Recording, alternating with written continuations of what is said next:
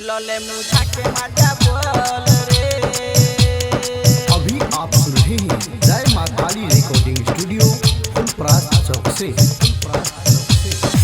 लले मुझा के मजा बोल रे।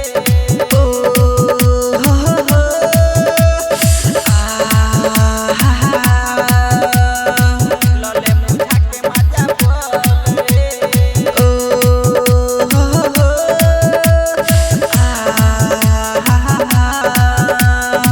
लले मुझा के मजा बोल रे। नाचो येलियो छारा तोरा टोल रे। नाचो येलियो छारा तोरा टोल रे। नाचो येलियो छारा तोरा टोल रे। लोले मुझा के मजा बोल रे। नाचो येलियो छारा तोरा टोल रे। लोले मुझा के मजा बोल रे। बत्ती बुझा के गन्नो चल रे। लोले मुझा के मजा बोल रे। नाचो येलियो छारा तोरा टोल रे। लोले मुझा के मजा बोल रे।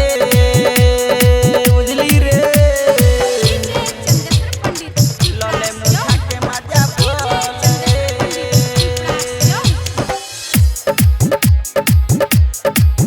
हमरा गाल के गोराई छछी छनल हमरा होठ के ललाई छे मधुबल हमरा गाल के गोराई छछी छनल हमरा होठ के ललाई छे मधुबल आई के गजरा केस के गजरा याबे नर धरे पजरा सुखल गया हमर लोल रे। लले मुझा के मजा बोल रे। नाचो जलियो छारा तोरा टोल रे। लले मुझा के मजा बोल रे।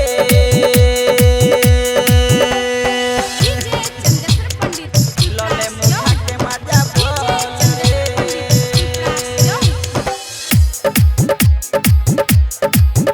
कोही गैया न मरिया उठा उठा कोही ताबे कमरिया सुता सुता कोही गैया न मरिया उठा उठा कोही ताबे कमरिया सुता सुता डीजे गाना दसबर कहे हाथ लगा के मन चल राम कुमार गलत खोल रे।